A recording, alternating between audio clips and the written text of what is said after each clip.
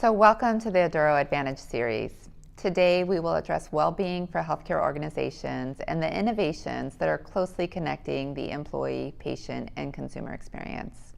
I'm your host, Renee Petrie, and I lead healthcare strategy at Aduro. For those of you who are not familiar with Aduro, let me start with a brief overview. Aduro's been in the well-being space for more than a decade. We currently serve over 150 clients and we touch more than 1.5 million lives. We work really hard to ensure the quality and security of each one of our clients, and their success has led to our acceleration as a high-growth, best place to work culture. As a leader in the corporate well-being space, we continue to be shocked at the disconnected and alienating experience that exists in the current wellness programs. At Aduro, we've worked diligently to build the most inclusive and connected experience by igniting the whole population to be the best they can be. We call this the Be Great at Anything experience, and simply put, becoming better at anything in your life, whether it's your career or your health, requires behavior change. And we've been working on perfecting our behavior change model for more than a decade. At Aduro, we continue to stay true to our mission, and we're doubling down on well-being. We entered the market on this promise of a proactive well-being for everyone, and today there's so much opportunity to get it right. I'm excited to share that we have 3 critical factors that we think about winning in well-being. First is holistic. This means the whole person and the whole organization, not just those who are at risk. We believe we have the most inclusive approach on the market, one that meets people where they are with the things that are most important to them when the time is right. Intrinsic. We simply need to stop paying folks to jump through the wellness compliance hoops. This is probably the toughest one, but exactly where most of the opportunity lies. This is where mindset and our transformative habit change model comes into play. And native. We insist that the experience stays with one coordinated team working with you from one source of truth. When we think about the healthcare clients we serve, one of our key areas of focus is on developing a native, connected experience across the well-being and clinical care continuum. So why do we emphasize the importance of an inclusive approach to well-being? It's really driven by the data.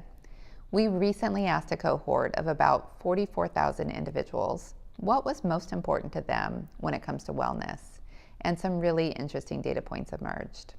First, we were really encouraged to find that 85% of participants said their motivation to act on their personal vision was strong or very strong.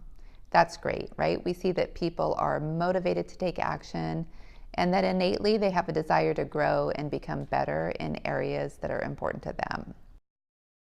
The other interesting data point was the area of well-being that individuals want to focus on. Here, we found that 48% of individuals said they wanted to focus on health and fitness, which is great, but the other 52% said they wanted to focus on something else. They want to focus on personal growth and professional development, or money and prosperity, or contributions and sustainability.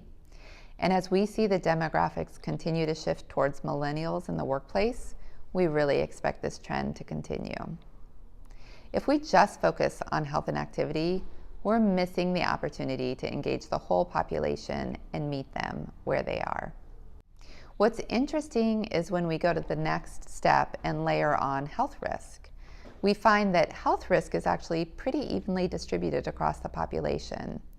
So what you have is about half of your total health risk is sitting with the 52% of individuals who are motivated to engage but want or need to start somewhere else. So this really gets at the key problem we're trying to solve at Aduro, which is helping our clients to inspire and engage 100% of their population, not just in health and fitness, but in all aspects of their life. So now that you have a good picture of Aduro's approach to well-being, let's talk about how we do it and the products that we deliver. So at Aduro, measurement plays a strategic role.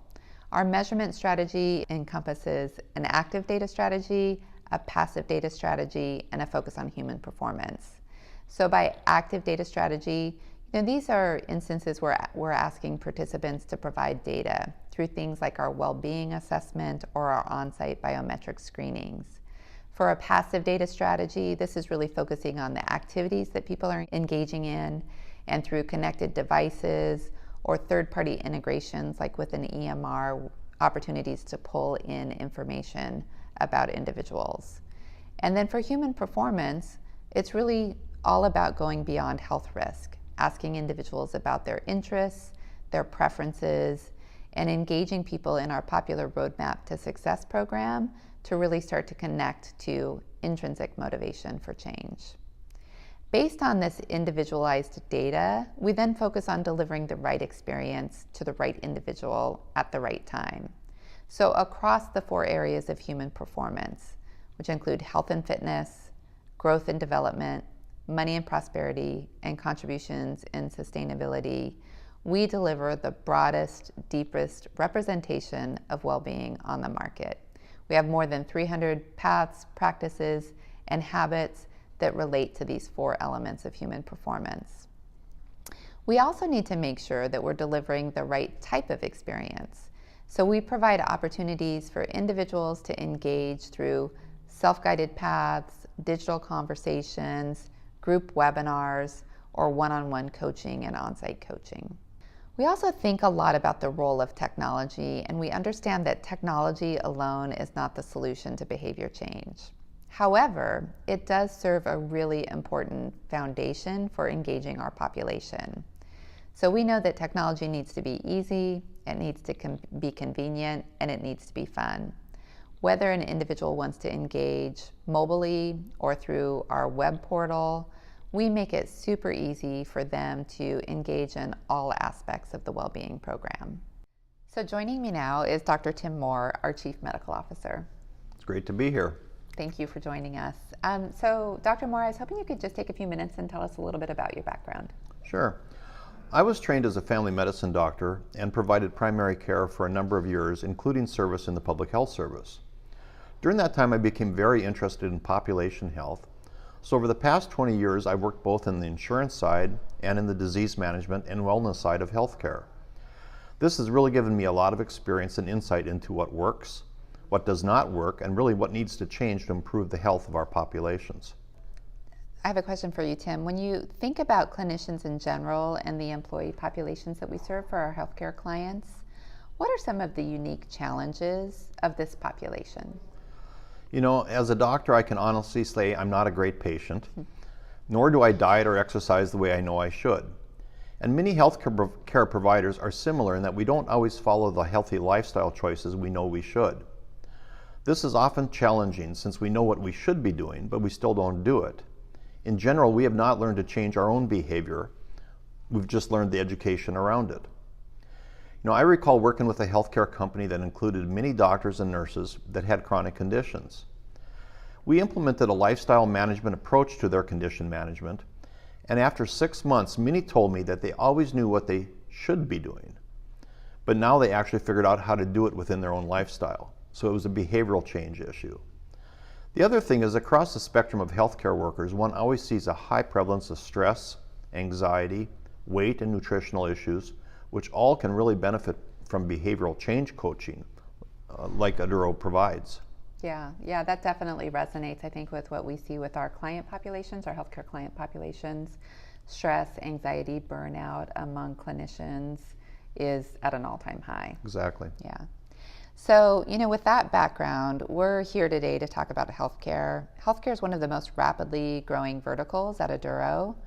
We serve about 20 healthcare clients, and as you can see from the subset of logos listed here, these clients really cover the spectrum from large integrated health systems to smaller regional or community providers.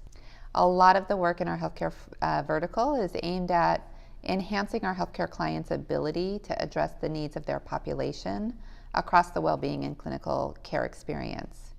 I think the number one theme with our healthcare clients is, how can we integrate all of the healthcare services and the resources that they have available as a provider into Aduro's clinical well-being program?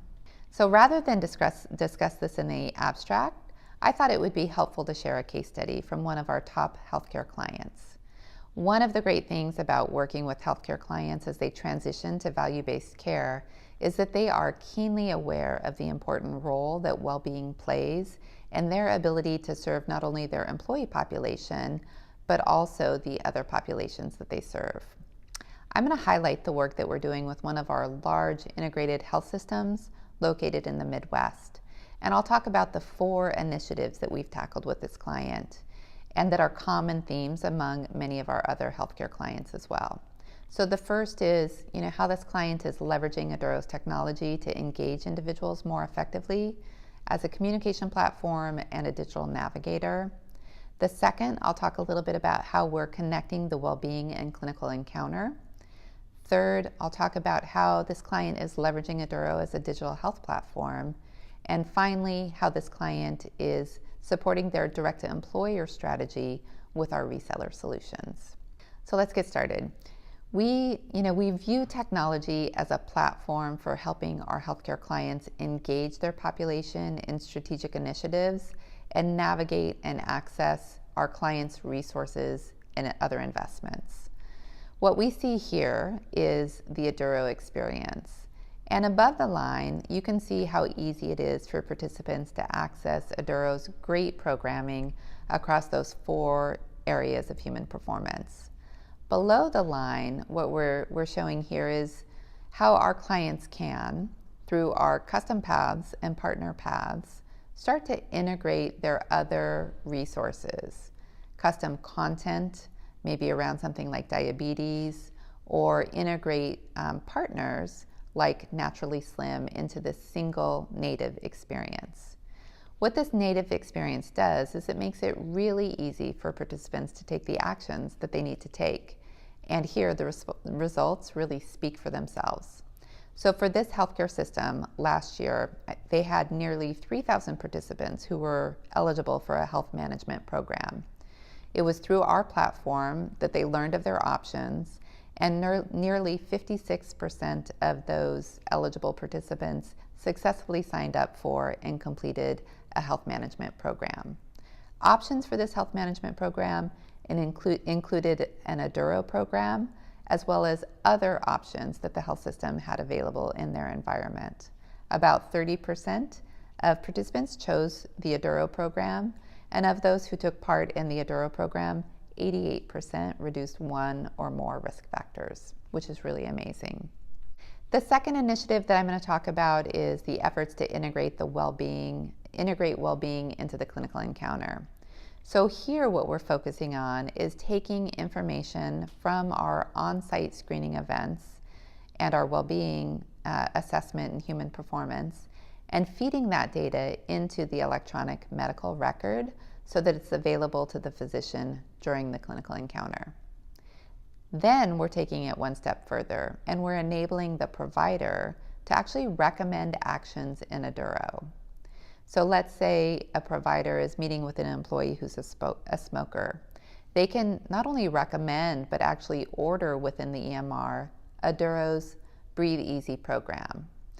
When they do this, what this means is when the employee, leaves the doctor's office and they get home, they're going to get an alert within the Aduro app notifying them about the program. They can easily swipe up, see that Breathe Easy program, and immediately start to engage. The third initiative that we're focusing on with our healthcare clients is helping them leverage Aduro as a digital health platform. So our healthcare clients have a vast array of content and information, health management resources. And so what we're focusing on is making it really easy for our clients to work with us to publish their internal content, their patient education resources on the Aduro platform through our custom care paths. So this means that employees will be able to access that important content, again, through the same native experience. Related to these digital health efforts is the work that we're doing to address chronic conditions. So these are programs that Aduro is developing that focus on living well with a chronic condition like diabetes. These programs are intended to enhance, not replace clinical care, and they really focus on motivating and engaging the patient to take a more active role in self-managing their chronic conditions. So the fourth and final initiative that I want to highlight is our reseller initiative. With the ACA and the shift towards value-based care, our health systems are increasingly focusing on the need to deliver an effective population health management strategy for the communities that they serve. As part of this, more and more, health systems are asking about their ability to incorporate a well-being offering into their overall strategy. And the general approach is that those healthcare clients really test and perfect the well-being solution internally with their own population, and then work with us to bundle up that solution, and we enable them to resell it to employers in their market. So I'd love to bring Dr. Moore back into the discussion to share his perspective. I've had the opportunity over the last couple of months to meet with quite a few consultants and brokers, and they've asked me some really great questions about the work that we're doing in our healthcare practice. Okay. I thought I'd take this opportunity to ask the same questions of you. Sure. So, first, I talked a little bit about, how we're integrating Aduro's data from our biometric screening events and our well-being assessment into the clinical encounter. And as a provider, I'd love to hear from you, how does the integration of this well-being data change the clinical workflow? Okay. Well, this type of information is really important, but it has not been readily available to the doctors at the point of care in the past. Providers are starting to understand the importance of looking at various health risks. And even last year, the American Diabetes Association published a paper that estimated about 44% of U.S. adults could be identified through the United States Preventive Services Task Force as being recommended to have behavioral counseling for issues related to cardiovascular risk or weight issues. But unfortunately, most doctors haven't had any way to identify those people at the point of care or a way to prescribe those kind of interventions. So by integrating the well-being data into the electronic medical record, it really provides a way to highlight those who need behavioral counseling within the usual workflow that a provider follows. And then being able to order that counseling, just as one would order a medication or a lab test or a referral, it really makes it much more likely that the patient will get the recommended behavioral counseling that is needed. Yeah, that really, I think, resonates with the experience that I've had working with some of our healthcare clients. As long as we can get that information to where the clinician is, the physician is, so that means showing up in the EMR and making it, part of their workflow. That's really the critical piece to success. Exactly. Yeah. So another topic that comes up with our healthcare clients is the decision around biometric screenings, and really they're asking about the relative advantage and disadvantage of leveraging our biometric screening services versus driving employees to preventative care visits. I'd love to get your thoughts on that. Yeah, it's a great topic, Renee. And historically, these screenings have really been popular in a way to get everyone screened kind of quickly and done at the same time as an on-site basis. Aduro leverages these events to inform participants about their results and engage them into a health improvement program at that point in time. But it's also possible to obtain the screenings at a preventive care visit, and some healthcare clients are set up to effectively provide this service and refer those who have a health risk to the proper intervention. So really, it's not so much about who does the screening or where it's done, but just making sure that the participants understand their own health risks and have access to a program to reduce those risks. So we understand this is not a cookie-cutter approach, but rather that each healthcare client has unique capabilities that can be leveraged. Right. So it's all about thinking about the assets that the client can bring to the equation, and probably also the unique needs of the population, what works best for them. Exactly. And in some cases, it'll be a little bit of yours, mine, and ours. Exactly. Right. So on the same topic of biometric screening, I've heard a lot of questions around over-screening. And in particular, are annual screenings really necessary? What are your thoughts on that? Well, that's a great question, Renee, and there's a lot of pros and cons about annual screenings right now. The United States Preventive Services Task Force has spent years studying health screening, and we really follow their A and B recommendations. So in that light, we're developing what we're calling right time screening that really provides screening according to the individual's age, gender, and other health risks. That's because not everyone needs the same screening annually. However, one has to also remember that screening is defined by looking for a health risk in a normal population. But over the years, we've seen that up to 75% of adults that we've screened have a health risk already identified the previous year. So they're really getting screened, but really they're getting monitored for their health risk. And this monitoring is highly essential, as it has the ability to keep the condition in check that the patient has, or the health risk that the person has, without letting the disease or risk worsen. And the thing is, for many people, this is their only access to health care each year. Right. Fantastic. So this is on a similar note. I know you've been doing a lot of work to update Aduro's biometric screening ranges to align with the current guidelines. Can you talk a little bit about the new recommendations for blood pressure and the implications that those have for participants?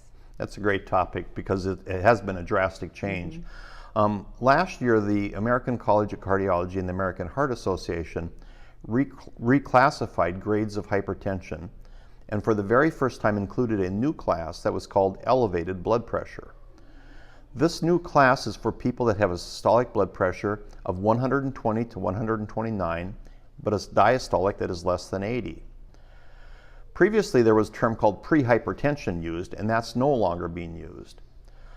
This new classification is estimated, though, to increase the number of adults with elevated blood pressure to 46%, compared to 32% that were previously identified as having prehypertension under the old J&C guidelines.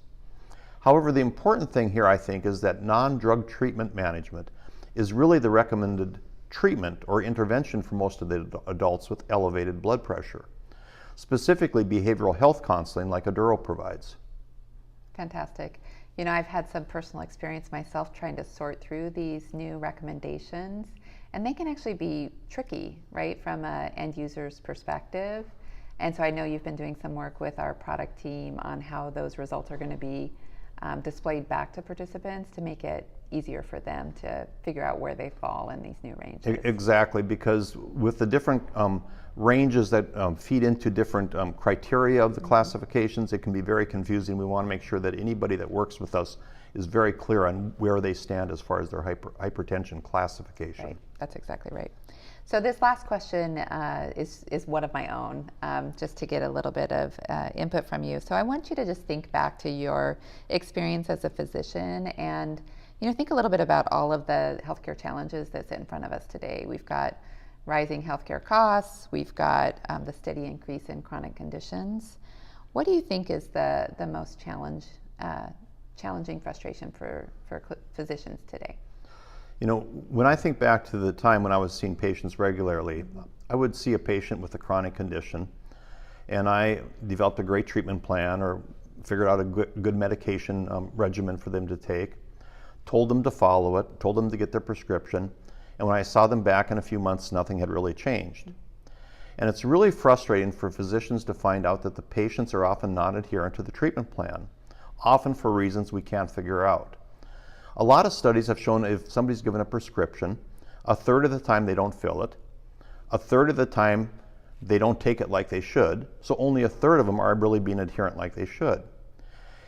The interesting thing is most chronic condition guidelines currently now state that there has to be a focus on lifestyle changes, including adherence. And it's interesting that the new American College of Cardiology and the American Heart Association cholesterol guidelines that just came out this past month really stated up front that lifestyle remains the cornerstone of cardiovascular risk reduction, even when medications are needed. Well, most doctors are really great at diagnosing and developing a treatment plan, but we're pretty poor at motivating people to follow them.